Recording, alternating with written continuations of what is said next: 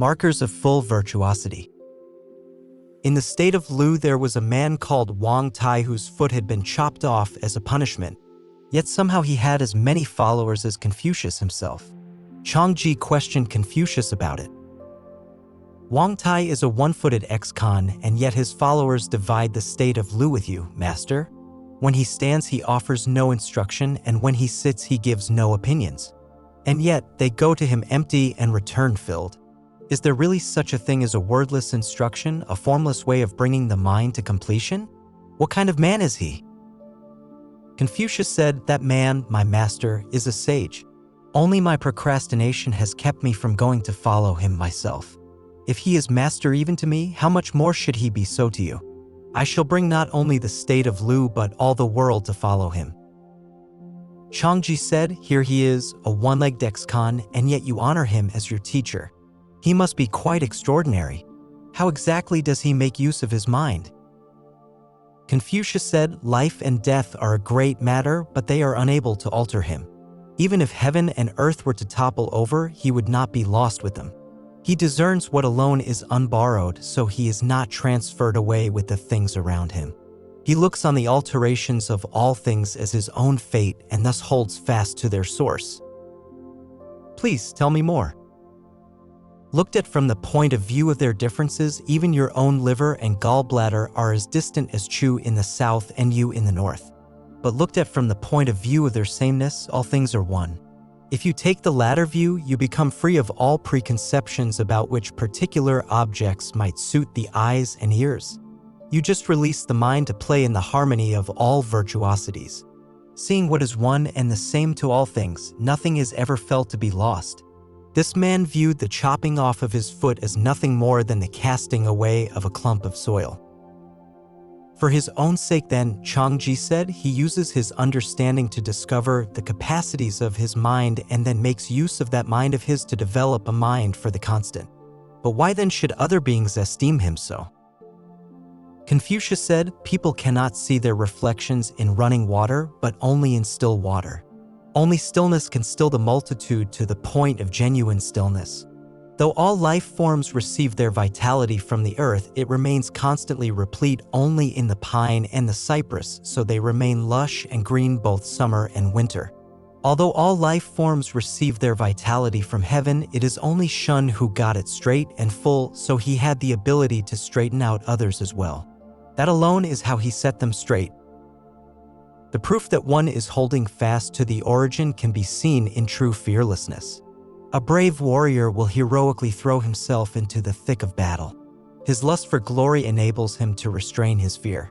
How much more fearless is a man who takes heaven and earth as his own bodily organs and the 10,000 things as his own guts, a man who is merely lodging for the moment in his particular limbs and trunk and head.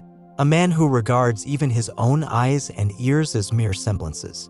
He takes all that his consciousness knows and unifies it into a singularity, so his mind always gets through unslaughtered. His death will be just like choosing a day to climb off into the distance. It is others who have decided for themselves to follow him. How could such a man have ever bothered his mind over mere beings? Shintu Jia, a one-footed ex-convict, was a fellow student of Zikin under Uncle Dim Nobody. Zikin said to him, "When I leave, you wait behind for a while, or if you leave first, I'll wait behind." The next day they were again seated side by side in the same small hall, and Zikin said, "I said you should wait behind when I leave, and I'd wait behind when you leave. Now I'm about to go, will you wait behind or not? You see a holder of political power and you don't give way. Do you think you're equal to a holder of power?" Shintujia said, "Here at our master's place, is there really such a thing as a holder of power? You delight in your office and push others behind you. I have heard that a bright mirror gathers no dust. If dust gathers there, it wasn't really bright to begin with. Long interaction with a truly worthy man should free you from error. Now it is our master whom you claim to esteem, and yet you still talk like this. Is that not a mistake?" Zikin said, "A man in your condition, and yet you still think you can wrangle over goodness with you, the sage king. In light of the state of your own virtuosity, don't you think you should critique yourself instead?" Shintujia said, "There are many who dress up their mistakes and thus think they should not lose a foot, but very few who do not dress up their mistakes, knowing they have no particular entitlement to retain that foot. Only a true virtuoso can understand what is unavoidable and find peace in it as his own fate. If you play around near Archer Yi's target, lurking near the bullseye, it is only normal to get hit. If you manage to escape being hit, that's just fate. Good luck." Many two-footed people laugh at me for having one foot, which always used to infuriate me. But as soon as I arrived here at our master's place, my rage fell away and I returned to normal. It's as if the master cleansed me with his goodness without my even realizing it. I have studied under him for 19 years and never once have I been aware that I was one-footed. Here you and I wander together beyond shapes and bodies. Is it not wrong of you to seek me within a particular body and shape? Sikin's face changed suddenly, jolted as if by a kick. "Don't tell anyone about this," he said. There was an ex-con in Lu named Tolis Shushan whose feet had been mutilated as a punishment. He healed his way over to see Confucius, who said to him, "You were careless in your past behavior and thus have ended up in this condition. Isn't it a little late to come to me now?" Tola said, "I just didn't understand my duties and undervalued my own body, and so I now lack a foot, but I come to you with something worth more than a foot still intact. Heaven covers all things. Earth supports all things. I used to think that you, sir, were just like heaven and earth. I never imagined you would instead say something like this." Confucius said, "It was rude of me. Won't you please come in and teach me what you've learned?" But Tolis departed. Confucius then said, "Learn from this, my disciples." For Tolis is a one-footed ex-convict, but he still endeavors to learn so as to make up for the ugliness of his past behavior. How much more should you do so, you whose virtuosity is still intact? Tolis told Lao Dan about it, saying, "Confucius is certainly no match for the consummate person, is he? Why does he go around imitating you so subserviently? He must be seeking some bizarre, deceptive, illusory, freakish thing like a good name, not realizing that the consummate person views such things as handcuffs and leg chains." Loudon said, "Why don't you simply let him see life and death as a single string, acceptable and unacceptable as a single thread, thus releasing him from his fetters? How would that be, do you think?" Tola said, "Heaven itself has inflicted this punishment on him. How can he be released?" Duke Ai of Lu consulted with Confucius, saying, "There's this ugly man in Wei named Horsehead Humpback. When men are with him, they can think of nothing else and find themselves unable to depart. When women see him, they plead with their parents, saying they would rather be this man's concubine than any other man's wife. This has happened at least a dozen times already. And yet he's never been heard to initiate anything of his own with them, instead just chiming in with whatever they're already doing. He has no position of power with which to protect their lives and no stash of wealth with which to fill their stomachs, and on top of that he's ugly enough to startle all the world. He chimes in with them instead of presenting anything new of his own. His understanding is limited to his immediate surroundings, and yet the men and women converge around him. I figured he must have something special, so I called him to my court to take a look at him. He was indeed ugly enough to astonish all the world. It took a few weeks before I could see him as actually human, but after a few months I started to trust him. My state had no prime minister, so I offered the post to him. Looking trapped and put upon, he was vague and evasive when he finally responded, seeming to reject the idea. I was embarrassed, but in the end I prevailed upon him to accept control of the state. But before long he left me and vanished. I was terribly depressed, as if a loved one had died, unable to take any pleasure in my power. What kind of man is this? Confucius said, "I was once sent on a mission to Chu, where I saw some piglets still nursing at the teats of their dead mother. After a short while, they suddenly looked very startled and bolted away from her. They could no longer see themselves in her, could find no similarity to themselves there. What they loved in their mother was not her physical form, but what moved that form. When a war casualty is buried, he does not care whether he is adorned with camouflage feathers, and a footless man has no love for shoes. In both cases, the fundamental thing has already been lost.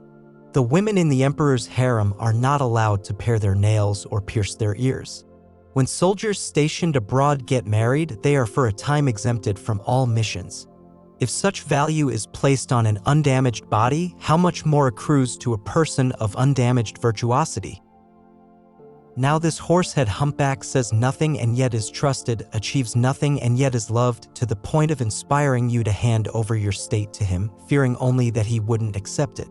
His innate powers must be whole and intact even though his virtuosity takes no definite external form. Duke AI asked, what does it mean, the innate powers being whole?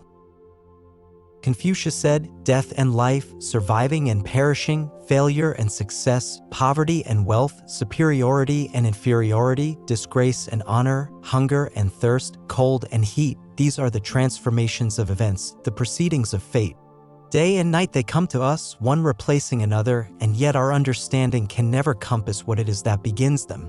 So there is no need to let them disrupt our harmony, and we must deny them entrance into our numinous reservoir.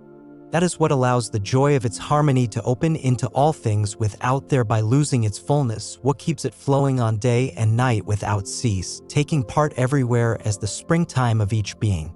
Connecting up with this, your own mind becomes the site of the life-giving time. This is what is called keeping the innate powers whole. Then what do you mean by virtuosity that takes no definite external form? When water is perfectly still, it can serve as a standard of levelness. When the internal is preserved, the external will remain unshaken as well. Virtuosity is really just an ornamental form giving a definite shape to the fullness of the harmony within. So a virtuosity that remains unexpressed in any definite physical form is something all beings find themselves unable to live without. On another day, Duke AI told this story to Minzy, commenting, I used to think that in sitting on my throne and ruling the empire by maintaining standards for the people and protecting them from death, I was already doing a perfect job.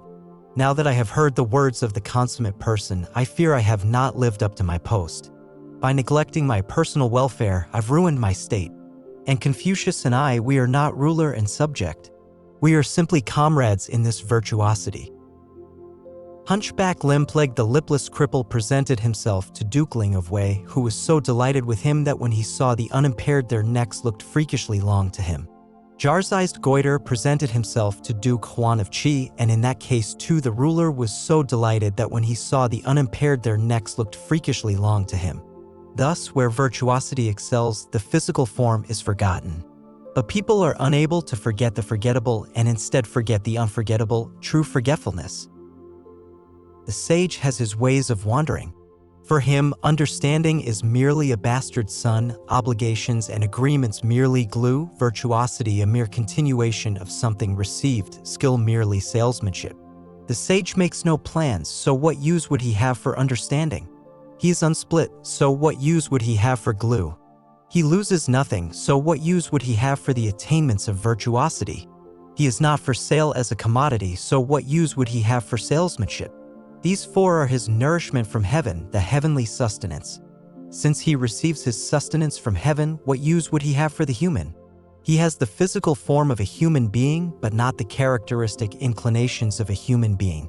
Since he shares the human form, he lives among men.